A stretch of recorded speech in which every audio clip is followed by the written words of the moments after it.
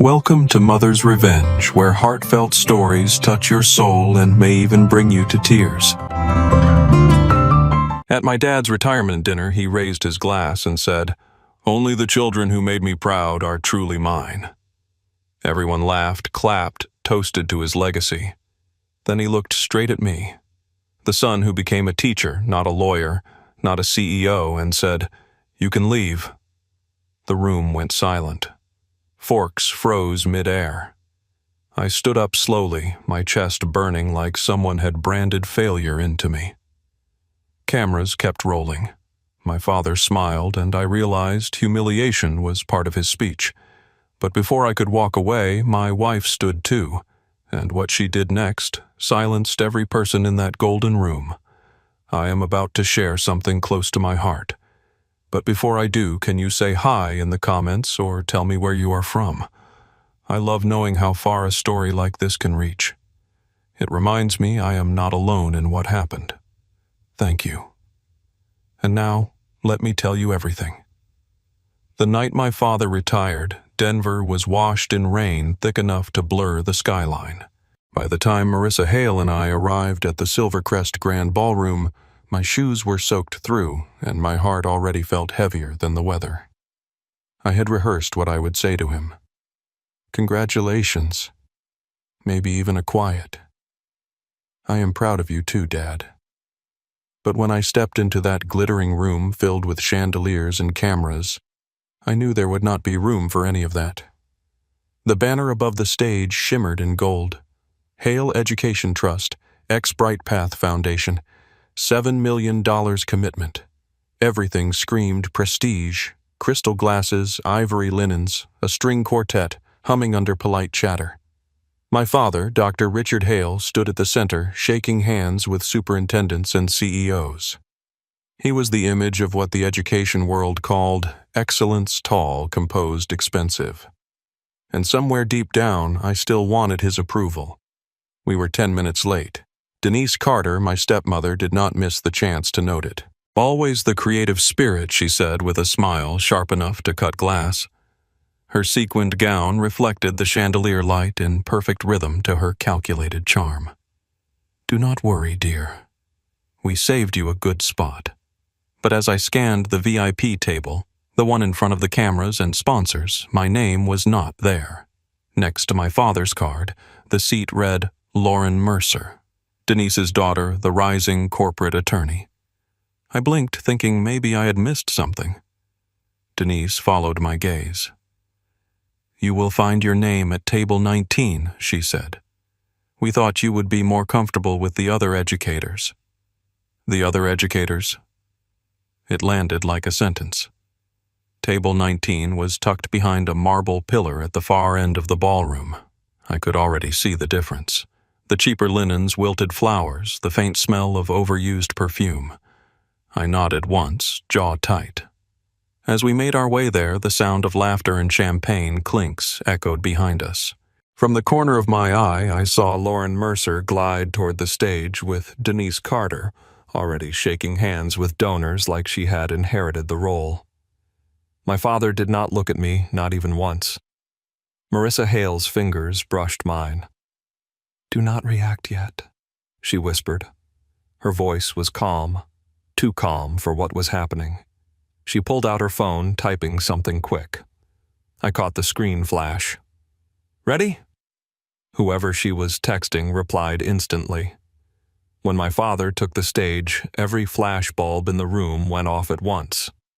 He tapped his glass, smiled the smile I used to think was meant for me, and said, "Tonight marks the end of 32 years serving education." The crowd applauded. He continued, voice smooth, commanding, practiced. And as I reflect on my life's work, I realized something only the children who made me proud are truly mine. The audience laughed. Then came the line that would replay in my head for months. My father's eyes found me. "You can leave." The air cracked open. People glanced between us, unsure if it was a joke. It was not. My throat locked, but I stood anyway, my chair scraping the polished floor like a protest. For a second, no one breathed. Then Marissa stood too. Her face was unreadable, but her eyes steady. Deliberate met mine. She slipped her phone into her clutch and said softly, "Not yet." He raised his glass and the room erupted again in applause. To them, it was just another performance. To me, it was exile dressed in gold light. Dr. Rohan Singh, sitting near the edge of the VIP table, looked down at his phone and frowned. I did not know it then, but he had just received the first message that would change everything. I should have walked out. Instead, I followed Marissa's lead, her hand firm around mine. "We will stay," she whispered for now. And under the chandelier's cold brilliance, I realized she was not scared. She was waiting. Table 19 sat in the shadows, half hidden behind a pillar draped with velvet. The laughter from the main tables reached us only as faint ripples like echoes from another world. Around me sat 5 teachers, people who spent their lives holding classrooms together with patience and duct tape. Ms. Lynn Parker from math, Mr. Daniel Ortiz from history, Mrs. Julia Ramos from elementary. Their smiles were kind, tired, and familiar. I told myself it did not matter. I had been invisible in this family long before tonight. Ms. Parker leaned toward me. "You were supposed to be on the board.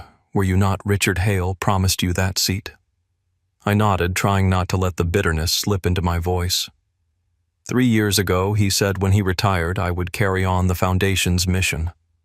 I built an entire proposal programs for teacher training scholarships for underserved schools. Mr. Daniel Ortiz let out a dry laugh. "They do not want Mission Hale. They want money. Teachers do not look good in press photos." Across the room, Denise Carter paraded Lauren Mercer from one camera to another. My father followed his hand on her shoulder, introducing her as the next generation of leadership. The words hit harder than I expected. Marissa Hale excused herself from the table phone pressed to her ear.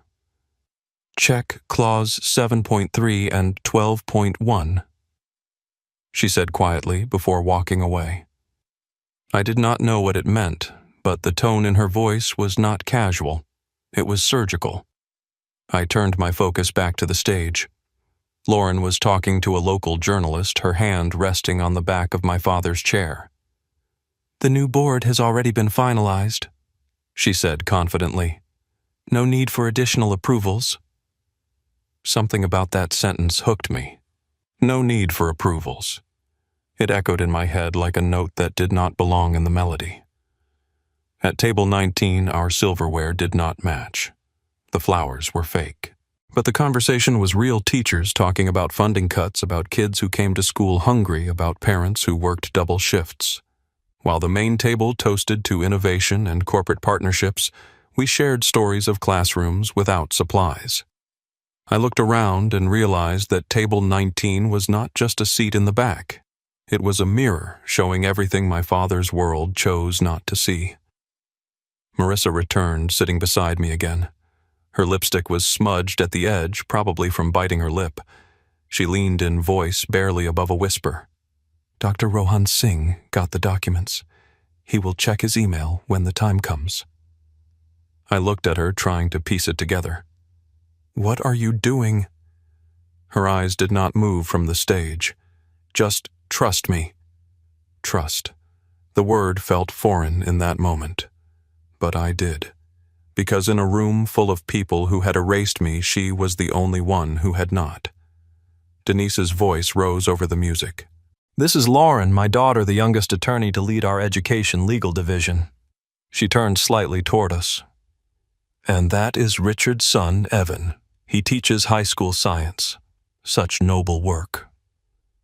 The pause before noble was deliberate, a dagger wrapped in sugar.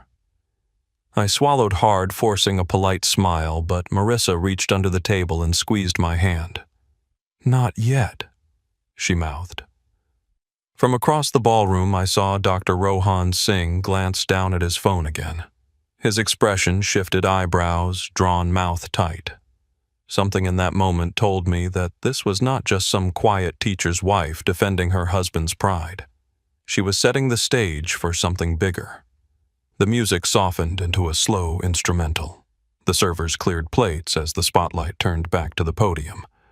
My father prepared for his final announcement, the one he had rehearsed his whole career for. Around me, my fellow teachers looked up, half listening, half resigned. I sat in the dark corner of the room, the hum of distant applause fading like static. I thought of how many nights I had stayed up building his legacy for him, drafting proposals, connecting educators, writing his speeches. All of it so he could one day say he was proud.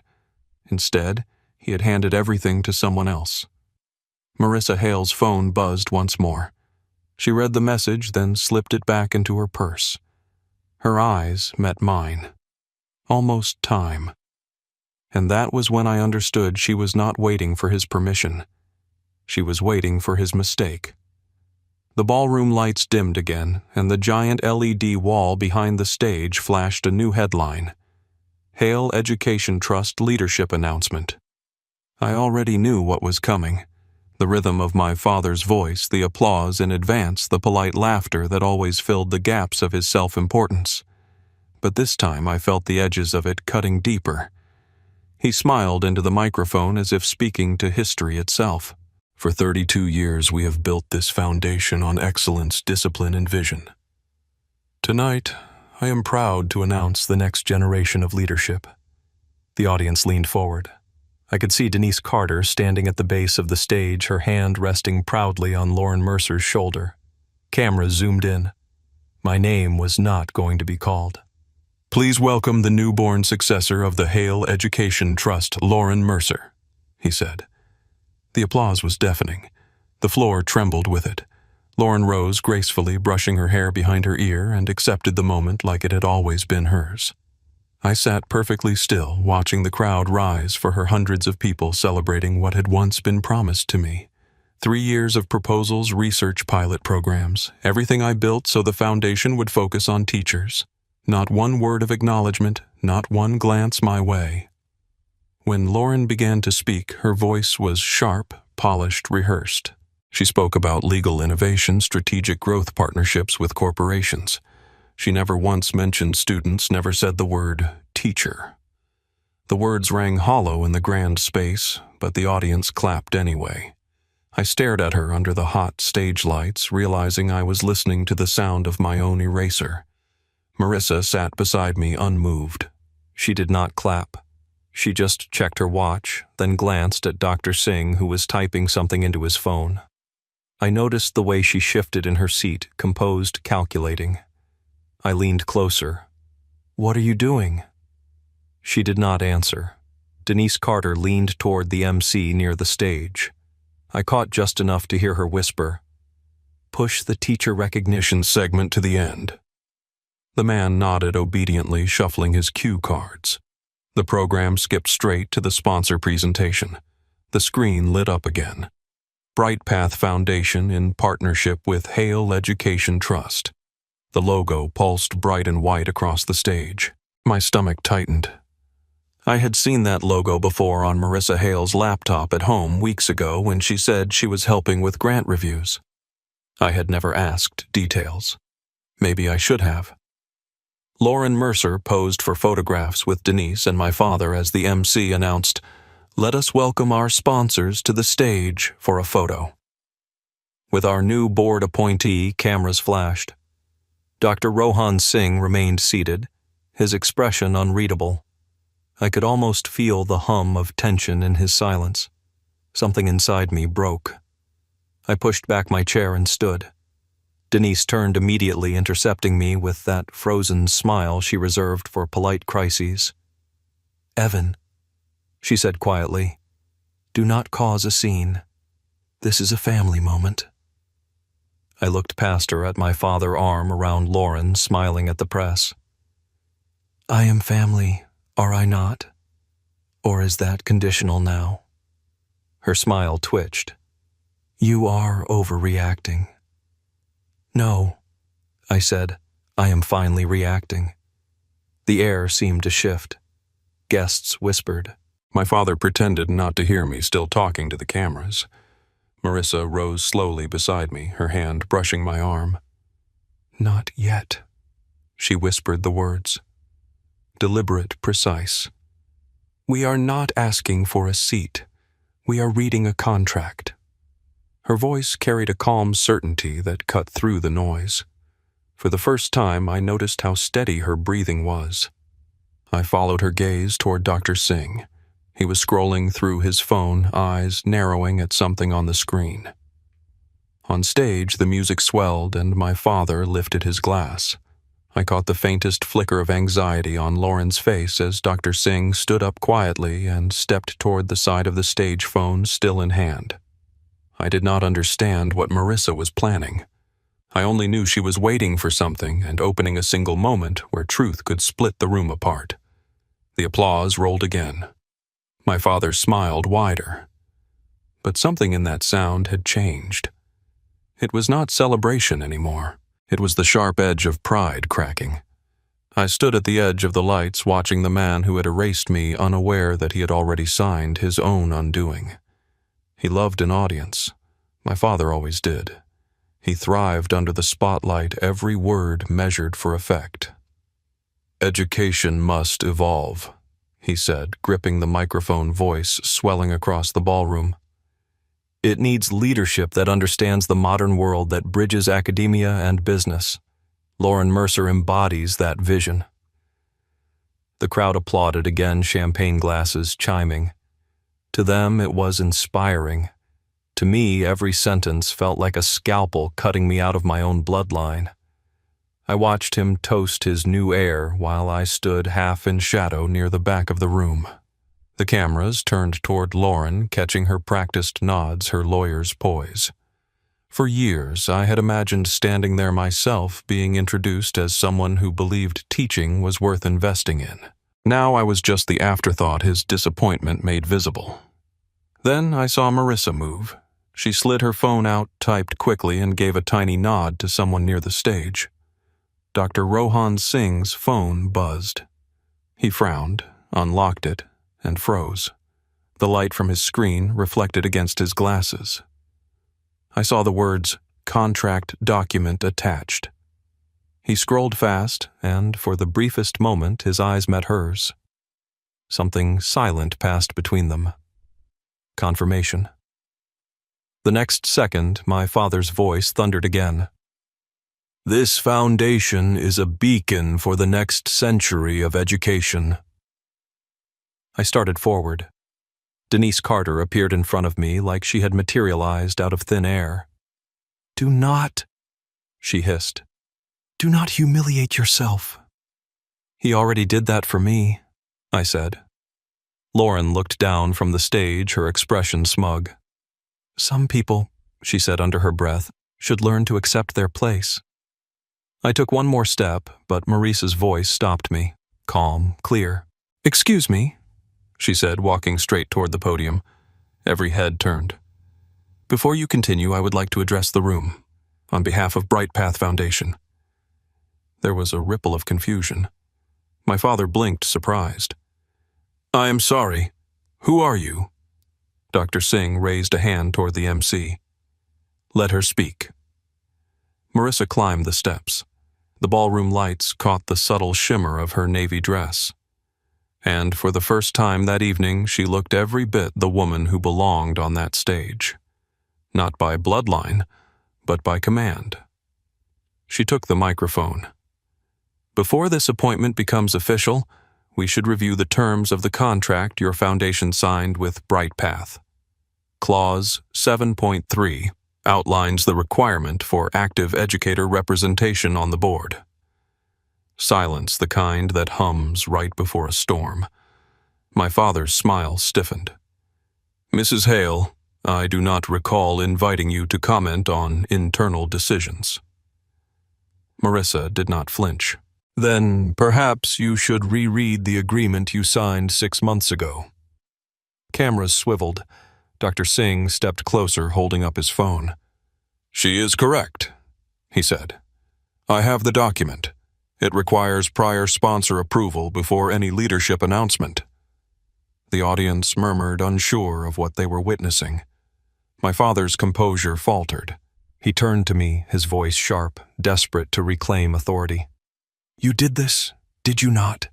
You brought her into this to embarrass me. I met his stare.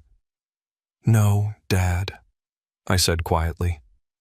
You did that all by yourself. Denise Carter rushed to his side, whispering furiously, but her words were drowned out by the buzz spreading through the crowd. Reporters moved closer, phones raised. The LED screen flickered, then went black. When it blinked back on, new text scrolled across it.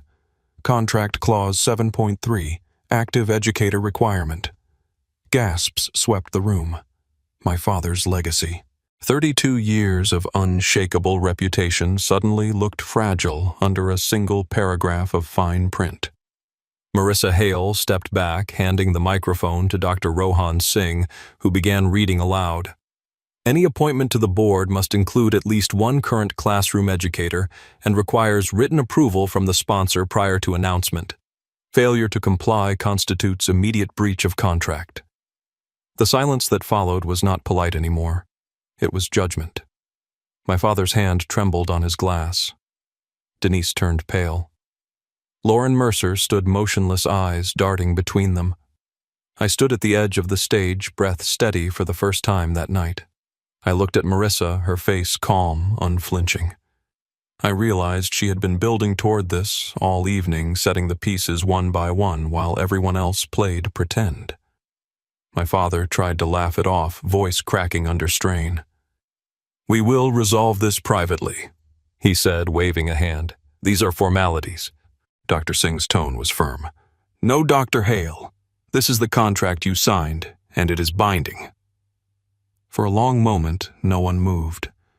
The tension was thick enough to feel it pressing against your skin. Cameras kept flashing. Somewhere, a waiter dropped a tray, the crash echoing like punctuation. Then, in the middle of all that noise, Marissa looked at me. Just one look, but it said everything. The moment is here. The stage is ours now. I did not speak. I did not need to. The screen behind them glowed white, the contract line shining like a verdict. And in that second, I knew the night had just shifted. What had begun as my father's celebration was about to become the reckoning he never saw coming. The ballroom had lost its shape. Lights flickered. The polished floor glistened with spilled champagne, and voices rose in chaos. Cameras zoomed from every angle as Denise tried to call security, waving her diamond-crusted wrist like a warning flag, but no one moved. All eyes were locked on the stage where Marissa stood beneath the enormous LED screen, glowing with the contract my father had just violated. Her voice was calm, precise, unshakable. Clause 7.3. She read aloud, her tone cutting through the noise. The governing board must include at least one active educator. All appointments must be approved in writing by Bright Path Foundation before public announcement. The room fell silent again. Dr. Rohan Singh stepped forward, holding his phone. Confirmed, he said. This clause is in effect. It is signed by both parties. His voice was almost apologetic, but his eyes were clear. My father's jaw tightened. Who gave you permission to access that document? His voice trembled slightly, the first sign of fear I had ever heard in him. Marissa did not hesitate. I did. Then, after a pause that stretched long enough for the entire hall to hold its breath, she said, I am the one who signed it. My father blinked. What are you saying? She looked straight at him. I am saying you should know who your partners are before you decide to humiliate them. She turned to the audience, her voice steady. My name is Marissa Hale. I am the founder and CEO of Bright Path Foundation. For 3 full seconds, the room stopped breathing. The camera flashes stilled. Even the orchestra faltered mid-note. The sound of Denise Carter's champagne glass shattering against the floor filled the silence. My father's lips parted, but no words came. Lauren Mercer stepped forward, panic replacing her composure. That is impossible. Bright Path's founder is anonymous, she said simply. Not anymore. Security froze halfway up the aisle. Dr. Singh nodded slowly, confirming the truth. "She is telling the truth," he said. "Her foundation's documents list her as the primary signatory. This partnership exists because of her." Marissa raised her hand toward the LED screen. The contract dissolved into a new slide and email thread projected across the ballroom wall. "This," she said, "is from the Hale Education Trust legal office sent by Ms. Mercer." She pointed at Lauren's name. "Here it says, and I quote, 'We will announce first. They are just a sponsor. They do not have real authority.'" The room murmured like a low storm. Denise's face turned the color of porcelain. Dr. Singh spoke again. "That statement alone constitutes a breach under Section 121. The partnership is void." My father lunged forward, his face red. "You came here to destroy me." "No," Marissa said quietly. "You did that when you forgot what this foundation was built for." The noise rose again. Reporters yelling questions, flashes lighting up the stage. My father tried to speak, but his words vanished beneath the rumble of whispers. For the first time in his life, the microphone was no longer his.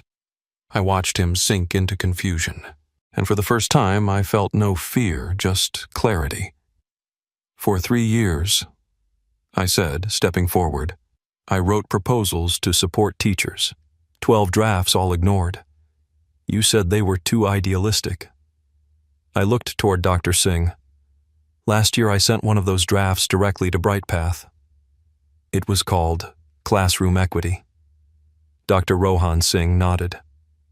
"That proposal is what led BrightPath Foundation to fund Hale Education Trust in the first place."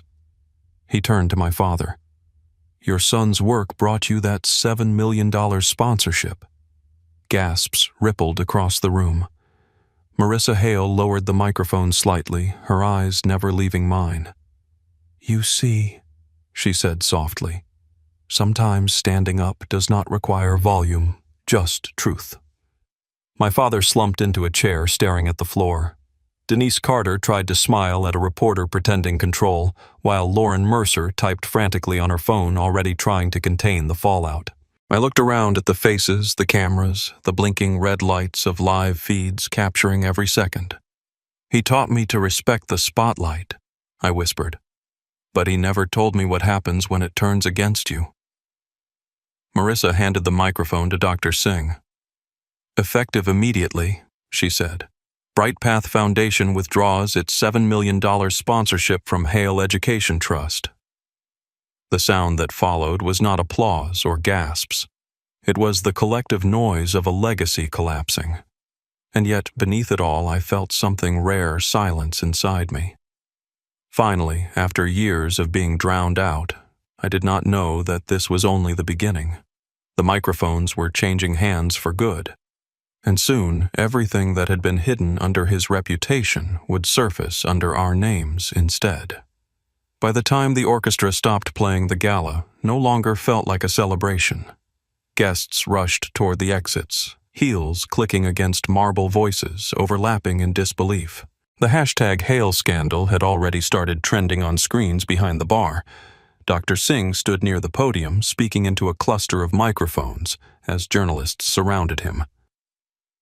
"As per the terms of the BrightPath contract," he announced, "the Hale Education Trust is now suspended from all sponsorship benefits pending investigation.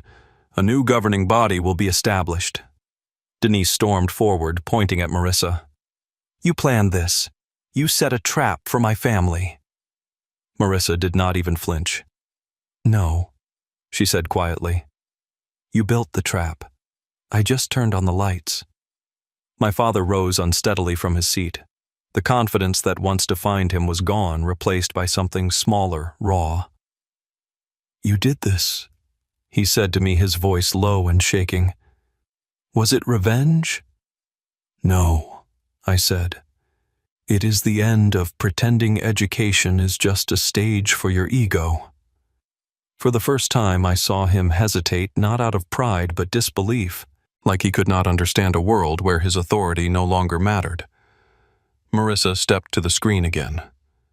"Before you call this unfair," she said, "let us talk about integrity." She pressed a button, and a new document appeared. Leadership Advancement Program Draft by Lauren Mercer. Next to it, another file opened my own proposal, the Classroom Equity Project. Side by side, they were nearly identical. 40%, Marissa said calmly. "That is how much of his work your daughter copied, word for word." A hush swept the room. Lauren Mercer's face drained of color. "We only referenced it," she stammered. Dr. Rohan Singh shook his head. "This is plagiarism and a direct violation of the Funding Ethics Clause." Reporters surged closer. Phones lifted. Somewhere a live feed replayed the moment on a giant monitor near the exit. The words "Hail Scandal" flashed in red comments streaming. "Father disowns son on stage. Son's wife reveals massive fraud." My father's voice trembled. "Singh, please. There must be a way to fix this to save the foundation." Dr. Singh's reply was gentle but final. "You cannot save something built on broken promises."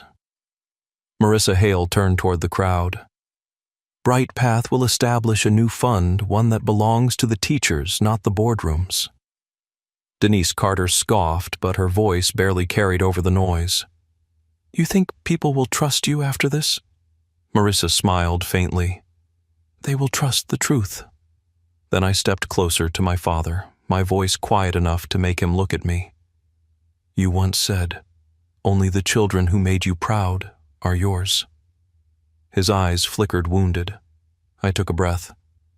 "Then from now on, I am not yours." The silence that followed was thick, suffocating.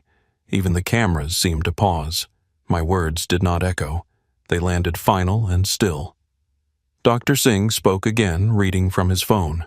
"Effective immediately, the $7 million partnership between Bright Path Foundation and Hale Education Trust is terminated." His tone was clinical, but the meaning reverberated like a sentence. My father's empire, his name, his influence, the identity he wore like armor was gone in an instant. Marissa turned to the press, her voice steady. "Tonight, Bright Path reallocates all $7 million to create the Hale Renewal Fund run entirely by active educators, by those who actually stand in classrooms." The crowd erupted flashes, shouting chaos. But in the center of it all, I felt still. I looked at my father one last time. He sat in his chair, staring at nothing. His glass of champagne untouched, his reflection fractured in the crystal. Denise whispered something to him, but he did not move. Marissa reached for my hand.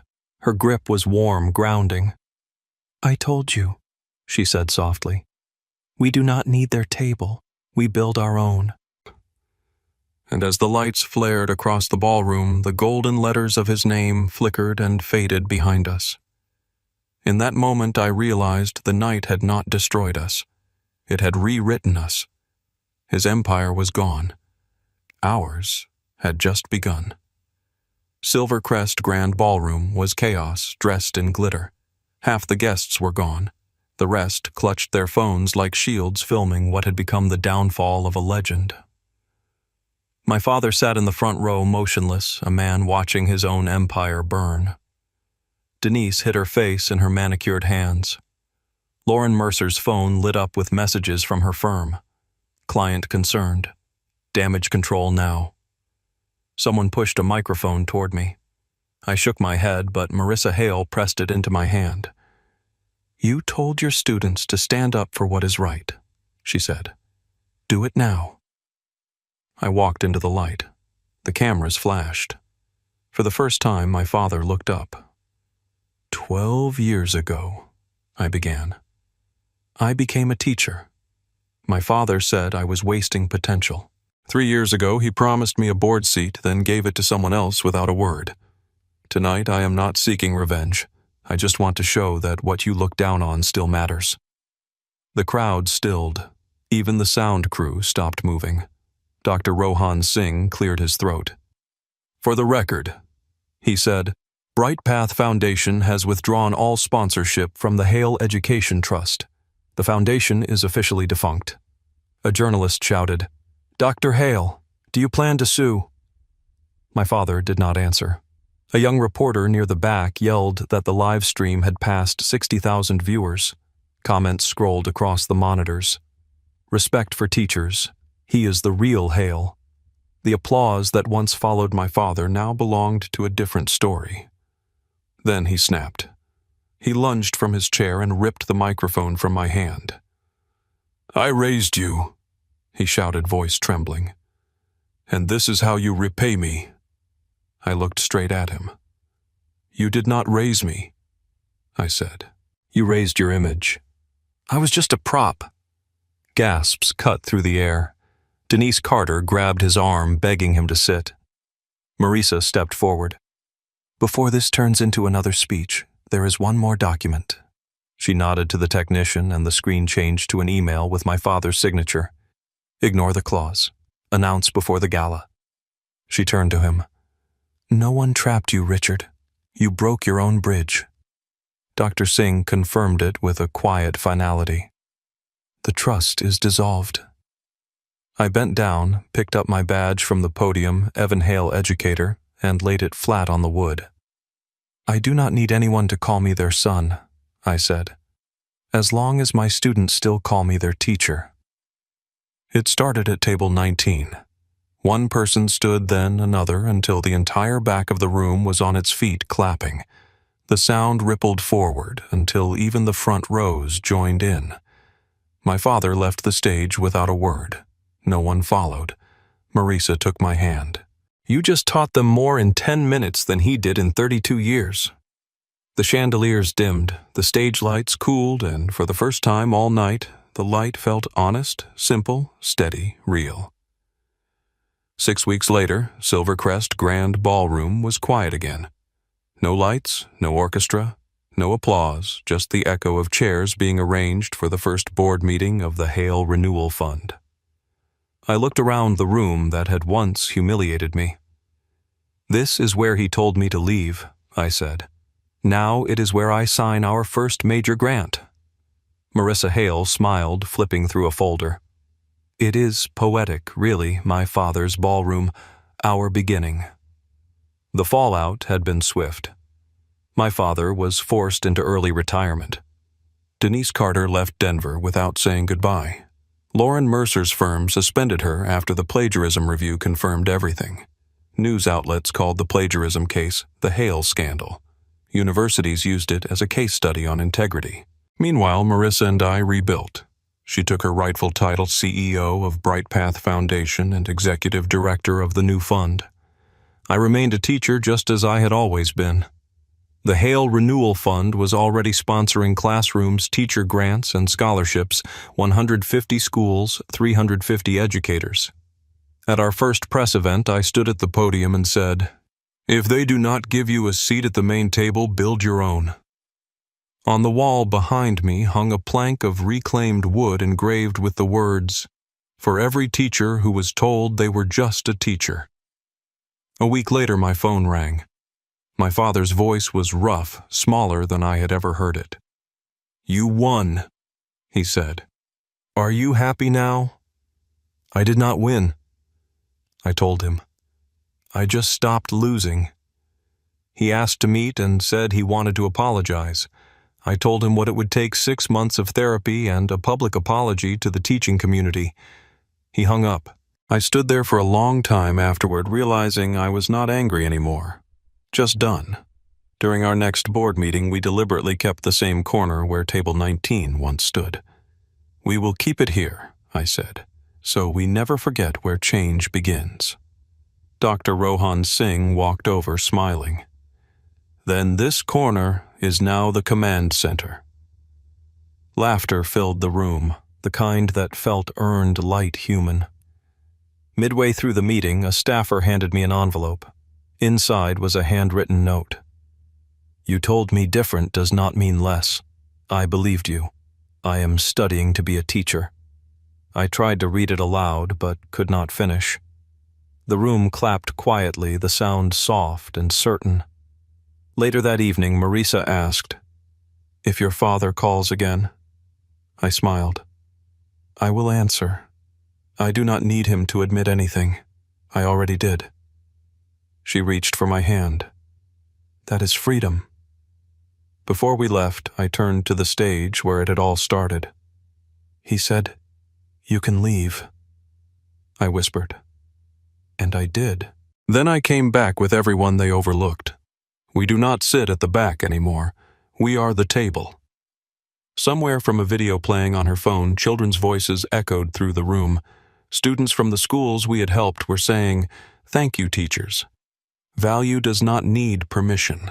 Respect does not come from titles. Sometimes you need a night of collapse to realize you were the light all along.